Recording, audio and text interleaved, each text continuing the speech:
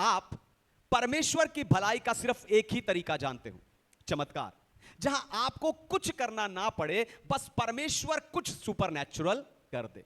पर यही कारण है कि आप परमेश्वर के भलाइयों के दूसरे तरीकों को देख नहीं पाते।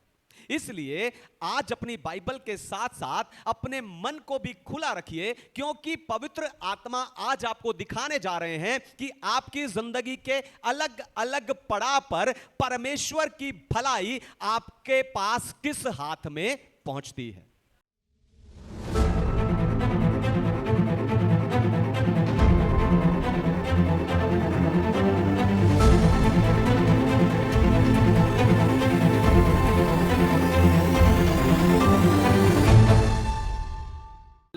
नहूम की पुस्तक, उसका पहला अध्याय 7 वचन। नहूम चैप्टर 1 वर्स 7। यहोवा भला है, संकट के दिन में वह दृढ़ गढ़ ठहरता है और अपने शरणागतों की सुधि रखता है। आमीन। परमेश्वर के नाम की महिमा। तो वचन यहां कह रहा है कि यहोवा भला है और संकट के समय वो अपने लोगों के साथ रहता है। लेकिन जब आपकी प्रार्थना का उत्तर नहीं आता, या जैसा आप चाहते हो वैसा आपकी जिंदगी में नहीं होता, उस समय आपके मन में एक सवाल उठता है कि क्या परमेश्वर मेरा भला चाहता भी है या नहीं, क्या वो मेरे साथ है भी या नहीं। पर आपको बताऊं, सवाल ये नहीं है कि परमेश्वर भला है या नहीं, सवाल यह है कि परमेश्वर आप तक अपनी भलाई को कैसे पहुंचाता है। मेरे इतने साल के बाइबल अध्ययन में मैंने जाना है कि परमेश्वर 4 तरीकों से अपनी भलाई आप तक पहुंचाता है। असल में ये 4 हाथ हैं जिनके द्वारा परमेश्वर अपनी भलाई आप तक पहुंचाता है। पर समस्या यह है कि आप परमेश्वर की भलाई का सिर्फ एक ही तरीका जानते हो, चमत्कार, जहां आपको कुछ करना ना पड़े, बस परमेश्वर कुछ सुपरनैचुरल कर दे। पर यही कारण है कि आप परमेश्वर के भलाइयों के दूसरे तरीकों को देख नहीं पाते। इसलिए आज अपनी बाइबल के साथ साथ अपने मन को भी खुला रखिए, क्योंकि पवित्र आत्मा आज आपको दिखाने जा रहे हैं कि आपकी जिंदगी के अलग अलग पड़ाव पर परमेश्वर की भलाई आपके पास किस हाथ में पहुंचती है। अगर आप परमेश्वर के वचन के लिए तैयार हैं तो ताली बजाकर परमेश्वर के वचन का स्वागत कीजिए।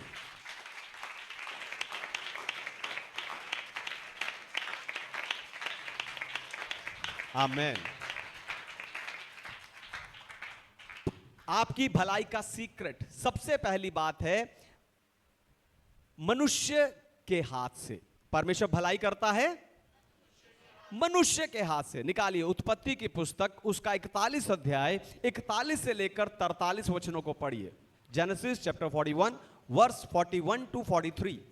फिर फिरौन ने यूसुफ से कहा, सुन, मैं तुझको मिस्र के सारे देश के ऊपर अधिकारी ठहरा देता हूँ।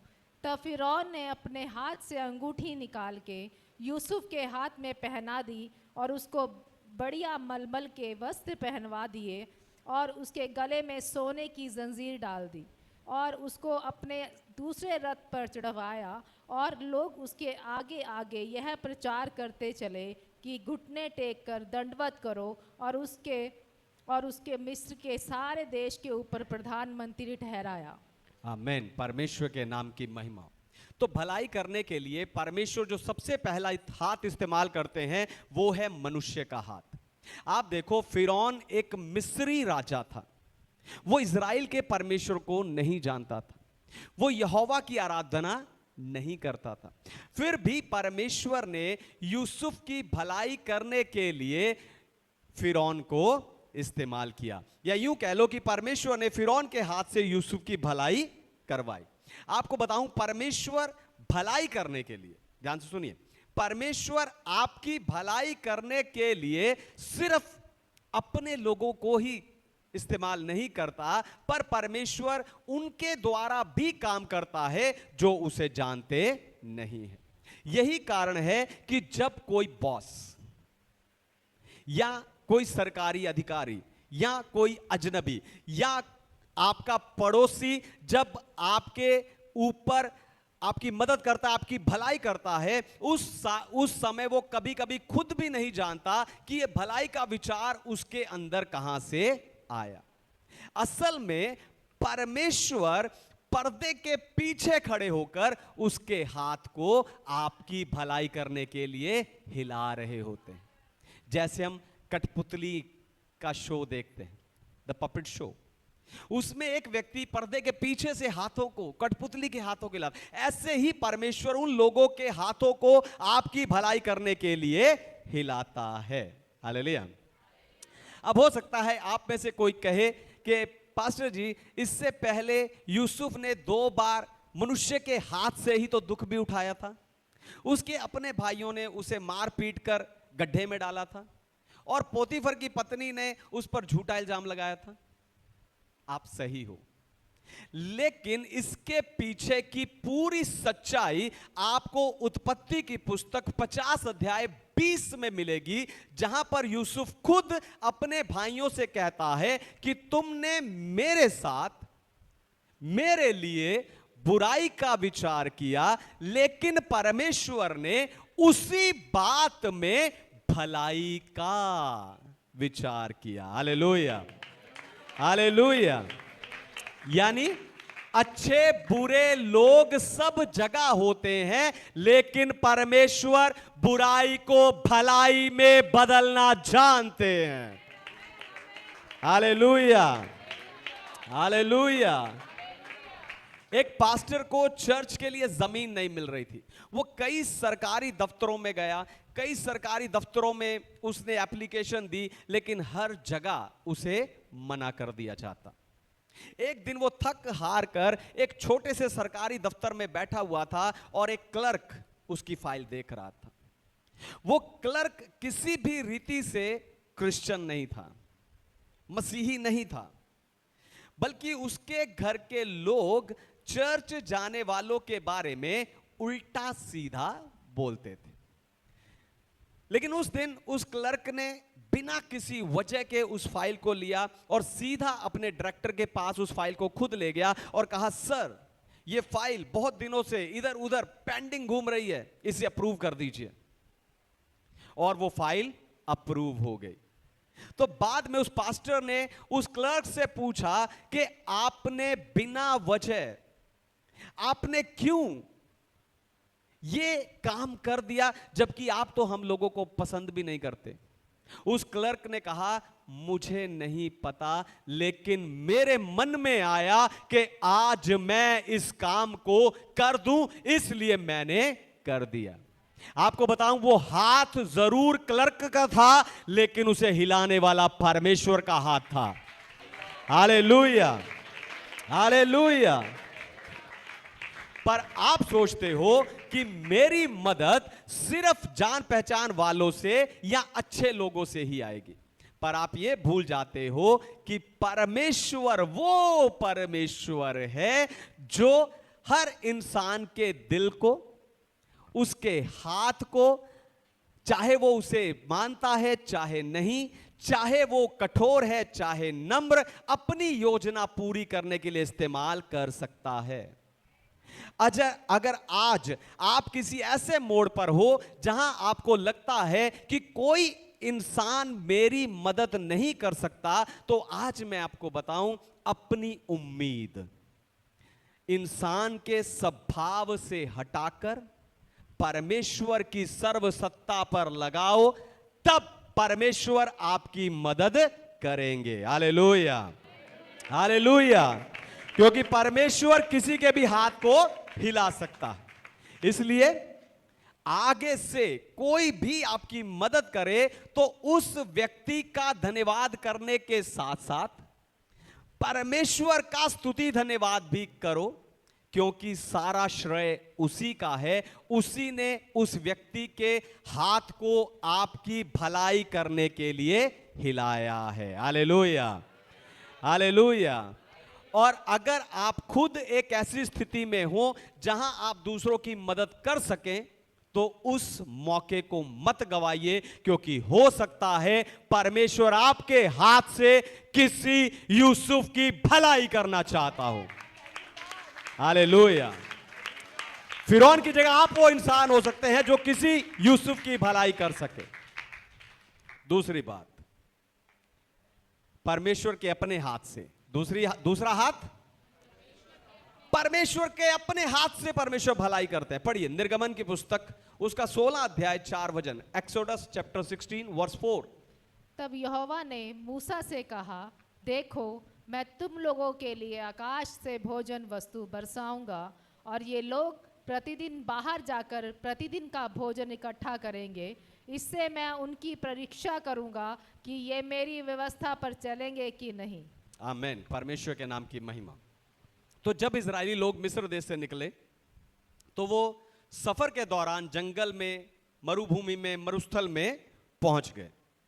वहां ना खेत थे, ना कोई मार्केट थी, ना कोई इंसान था जिससे वो भोजन ले सके, जिससे वो भोजन ले सके। क्यों? यानी यहां उनकी मदद के लिए कोई इंसान नहीं था। हालेलुया।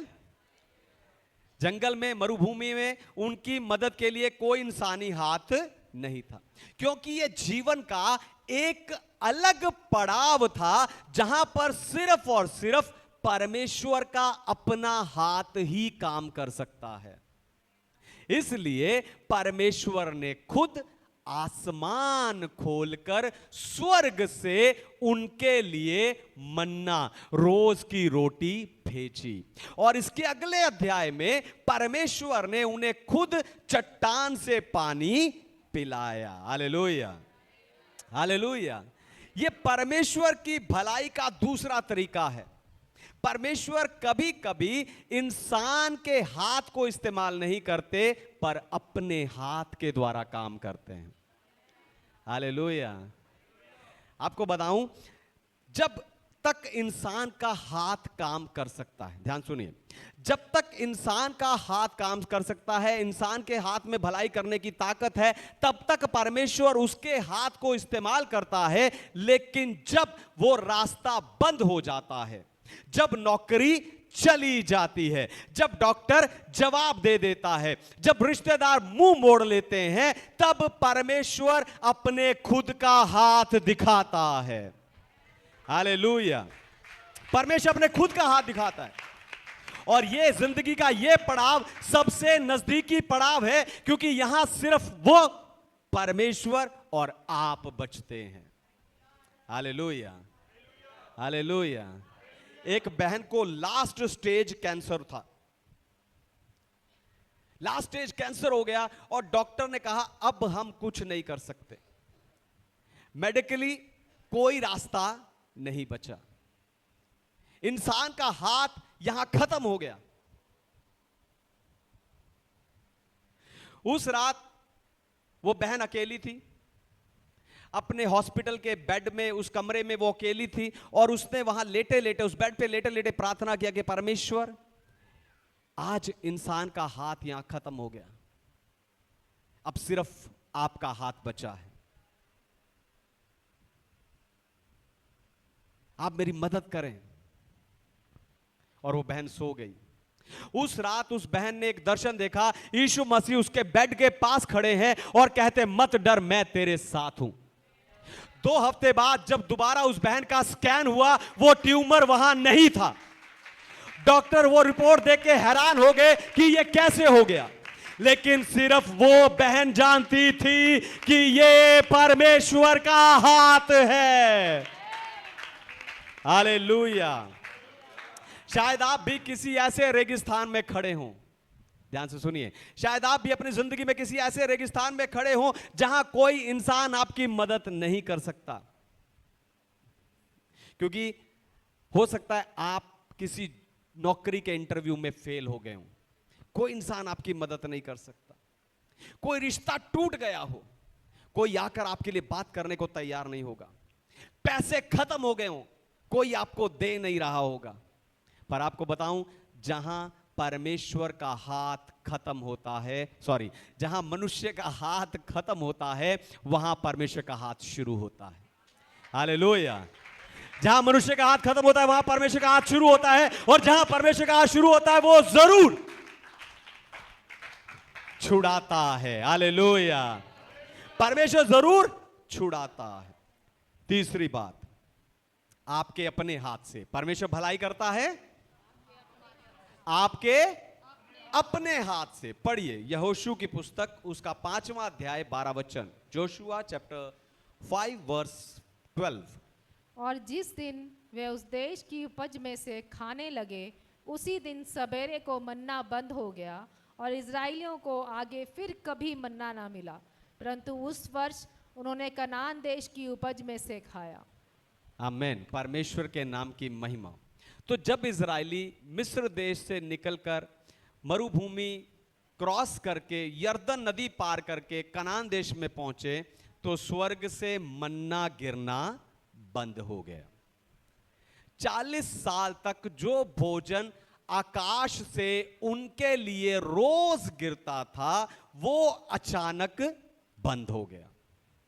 तो क्या परमेश्वर ने उनके साथ भलाई करना बंद कर दिया? हालेलुया। क्या परमेश्वर उनके साथ भलाई करना बंद कर दिया? नहीं, बल्कि इसका अर्थ यह था कि परमेश्वर ने भलाई का तरीका बदल दिया। हालेलुया। परमेश्वर ने भलाई का तरीका बदल दिया, क्योंकि अब वो लोग रेगिस्तान में नहीं थे, पर एक ऐसी जमीन, एक ऐसे देश में थे जहां दूध और शहद बहता है, जहां फसल थी, जहां बीज था, जहां काटने और बीजने का मौसम था। हालेलुया। अब परमेश्वर की आशीष उन्हें स्वर्ग से गिरे हुए मन्ना को बटोरने में नहीं थी, पर अपने हाथ की मेहनत पर बरकत देने से आनी थी। हालेलुया। अपने हाथ की मेहनत के बरकत पे आनी थी। यह भलाई का तीसरा हाथ है। हालेलुया। यह भलाई का तीसरा हाथ है, यानी आपका अपना हाथ। लेकिन बहुत से लोग रेगिस्तान की मानसिकता में फंसे रहते हैं। वो यही चाहते हैं कि कोई इंसान या परमेश्वर उनकी मदद करता रहे और उन्हें बोना और काटना, यानी मेहनत करनी ना पड़े। पर कनान का सिद्धांत है, हालेलुया, ध्यान से सुनिए, कनान का सिद्धांत है कि परमेश्वर आपके हाथ की मेहनत से ही भलाई दिखाएगा। हालेलुया। इस फर्क को समझना जरूरी है, क्योंकि कई लोग कनान में होते हुए भी रेगिस्तान वाला मन्ना मांगते रहते हैं, और जब उन्हें नहीं मिलता तो वो शिकायत करने लगते हैं, जबकि ये उनके हाथ हिलाने और मेहनत करने का पड़ाव है। हालेलुया। ये उनके हाथ हिलाने और मेहनत करने का पड़ाव है। एक जवान बिजनेसमैन था, वो रोज अपने बिजनेस की आशीष के लिए प्रार्थना करता था कि परमेश्वर मेरे बिजनेस को आशीष दो, मेरा काम और कमाई को बढ़ाओ।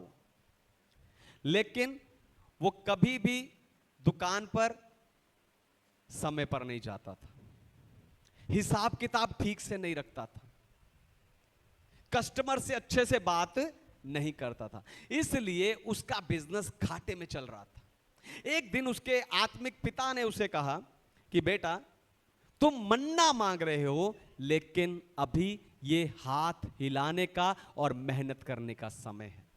उस जवान बिजनेसमैन को वो बात समझ आ गई। हालेलुया। सुनते तो बहुत हैं, लेकिन इसे, हालेलुया, बोलते तो बहुत हैं, लेकिन इसे, उस जवान बिजनेसमैन को वो बात समझ आ गई। उस दिन से वो जल्दी उठकर दुकान जाकर खोलने लगा, हिसाब किताब अच्छे से रखने लगा, और उसने कस्टमर से ईमानदारी से बिहेव करना, बात करना शुरू कर दिया, और 2 ही साल में उसका बिजनेस 3 गुना बढ़ गया। हालेलुया। और आज वो खुद कहता है कि मन्ना नहीं गिरा, लेकिन परमेश्वर ने मेरे हाथ के काम में बरकत दी। Hallelujah, hallelujah. अगर आप भी रेगिस्तान वाला रोना रो रहे हैं, हालेलुया, ध्यान से सुनिए, अगर आप भी रेगिस्तान वाला रोना रो रहे हैं जबकि परमेश्वर आपको कनान देश में ले आया है, तो आज अपनी सोच को बदलिए। हालेलुया, आज अपनी सोच को बदलिए। मन्ना का इंतजार मत कीजिए, पर अपने हाथ से मेहनत कीजिए। हालेलुया, अपने हाथ से मेहनत कीजिए। यानी परमेश्वर ने आपको जो भी काम दिया है, आपका जो भी काम हो, चाहे वो पढ़ाई करना हो, अगर आप बच्चे हैं, चाहे वो पढ़ाई करना हो, चाहे वो घर का काम है, अगर आप औरतें हैं, गृहिणी हैं, वाइफ हैं, चाहे वो घर का काम हो, चाहे वो बिजनेस हो, चाहे वो नौकरी हो, उसे पूरी ईमानदारी और मेहनत से करो, तब आप अपने हाथ की भलाई का पूरा फल पाओगे। Hallelujah, hallelujah. चौथा और आखिरी हाथ, आपके दुश्मन के हाथ से परमेश्वर भलाई करता है। आपके दुश्मन के हाथ से। पढ़िए नीति वचन की पुस्तक अध्याय 16 वचन 7, प्रोवर्ब्स चैप्टर 16 वर्स 7। जब किसी का चाल चलन यहोवा को भावता है, तब वह उसके शत्रुओं को भी उससे मेल करवाता है। आमीन। परमेश्वर के नाम की महिमा। यह तरीका सबसे अनोखा है, क्योंकि इसमें परमेश्वर आपके दुश्मनों से, आपके दुश्मनों के हाथ से आपकी भलाई करवाता है। यह सिर्फ तब होता है, ध्यान सुनो, आपके दुश्मनों के हाथ से आपकी भलाई, यह सिर्फ तब होता है जब एक शर्त पूरी होती है, आज्ञाकारिता। हालेलुया। आपके दुश्मनों के हाथ से आपकी भलाई सिर्फ एक शर्त पर होती है, परमेश्वर की आज्ञाकारिता। यानी जब आपका चाल चलन, जब आपका फैसले, जब आपका चरित्र, जब आपका जिंदगी परमेश्वर को पसंद आती है, उस समय परमेश्वर आपके शत्रुओं से आपका मेल करवा देता है। यह भलाई आप तब देखते हो जब आप परमेश्वर की आज्ञा मानते हो, यानी आप वही करते हो जो परमेश्वर का वचन कहता है। हालेलुया। फिर उसे करना कितना भी कठिन हो, फिर वो आपके स्वभाव के कितने ही उलट हो, लेकिन आप वही करते हो जो परमेश्वर कहता है। तब आपके दुश्मन परमेश्वर के मन, परमेश्वर के अनुसार मोड़े मन के अनुसार आपकी भलाई करते हैं। हालेलुया। या यूं कह लो कि परमेश्वर उनके मन को आपके प्रति मोड़ देता है। भजन संहिता 23 में दाऊद कहता है कि तू मेरे सताने वालों के सामने मेज बिछाता है। आपको बताऊं, ये मेज दुश्मनों को खत्म करके, उनको मारकर बिछाया नहीं जाता, पर ये उनके सामने भी लगाया जाता है। हालेलुया। ये मेज उनके सामने लगाया जाता है। कभी कभी परमेश्वर दुश्मन को हटाता नहीं है, पर उसे ही आपकी भलाई के लिए इस्तेमाल कर देता है। हालेलुया। ये सबसे बड़ा चमत्कार है। हालेलुया। कभी कभी परमेश्वर दुश्मनों को हटाता नहीं है, वहीं खड़ा रहता, वहीं दिखता रहता, वहीं बोलता रहता है। कभी कभी परमेश्वर दुश्मन को हटाता नहीं है, लेकिन वो उसको आपकी भलाई के लिए इस्तेमाल करता है। और यह सबसे बड़ा चमत्कार है कि जो हाथ आपको नुकसान पहुंचाना चाहता था, उसी हाथ से परमेश्वर आपकी भलाई करवाता है। हालेलुया। एक ऑफिस में एक क्रिश्चियन ऑफिसर था। सब लोग उससे जलन रखते थे, उसकी कंप्लेंट करते रहते थे, उसकी प्रमोशन होने नहीं देते थे, लेकिन वो कभी भी किसी से बदला नहीं लेता था। वो अपना काम ईमानदारी से करता रहता, वो कभी झूठ नहीं बोलता, किसी के बारे में गलत नहीं लिखता। और सबके लिए, अपने सताने वालों के लिए प्रार्थना करता रहता। कुछ सालों बाद उस दफ्तर में एक बड़ा घोटाला पकड़ा गया और उस घोटाले में कई सीनियर ऑफिसर शामिल थे। जब जांच हुई तो जांच में सिर्फ यही मसीही क्रिश्चियन साफ और निर्दोष पाया गया। साफ और निर्दोष पाया गया। हालेलुया। अब वही लोग जो उसकी कंप्लेंट करते थे वो इसके पास आए। हालेलुया। जो कल तक उसकी कंप्लेंट करते थे आज उसके पास आए, क्योंकि वो जानते थे कि ये व्यक्ति ईमानदार है, ये व्यक्ति साफ है, ये व्यक्ति परमेश्वर का भय रखने वाला है और यही हमारे केस को सही रीति से प्रस्तुत कर सकता है, यही हमारी नौकरी और इज्जत को बचा सकता है। इसलिए याद रखो, अगर किसी ने आपके विरुद्ध कोई काम किया है, हालेलुया, अगर किसी ने आपके विरुद्ध कोई काम किया है, आपको कोई नुकसान पहुंचाया है, आपको चोट पहुंचाने की कोशिश की है या आपकी कंप्लेंट की है, तो याद रखो कि बाइबल का तरीका बदला लेना नहीं है। हालेलुया। बाइबल का तरीका बदला लेना नहीं है, पर आज्ञाकारिता है। हालेलुया। पर आज्ञाकारिता। जब आप परमेश्वर के वचन के, परमेश्वर के दास के प्रति आज्ञाकारी रहते हो तो यही वो शर्त है जिससे आपके दुश्मन आपके मित्र हो जाते हैं। हालेलुया। हालेलुया। फिर अपने दुश्मनों के लिए, अपने सताने वालों के लिए रोज प्रार्थना करो। हालेलुया। मैं पूरे मोहल्ले के लिए प्रार्थना कर देता हूं, लेकिन एक घर छोड़ के जो तीसरे घर में रहता है पड़ोसी, उसके लिए प्रार्थना नहीं करता, क्योंकि वो झाड़ू मार के मेरे घर के आगे कूड़ा कर देता है, क्योंकि वो मेरी पार्किंग की जगह अपनी गाड़ी लगा देता है, क्योंकि वो जब भी मैं निकलता हूं मुझे घूरता है।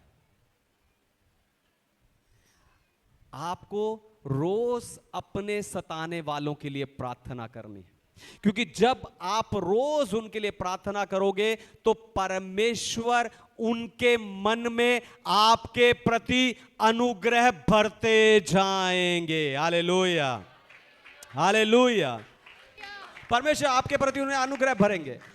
आपको बताऊं, ये चौथा हाथ, ये दुश्मन का हाथ, जितना अनोखा, जितना दुर्लभ है, उतना ही ज्यादा ये सामर्थी है। हालेलुया। उतना ही ज्यादा ये सामर्थ्य है। क्यों? क्योंकि ये सबसे बड़ा सबूत है कि परमेश्वर की भलाई आपके साथ है।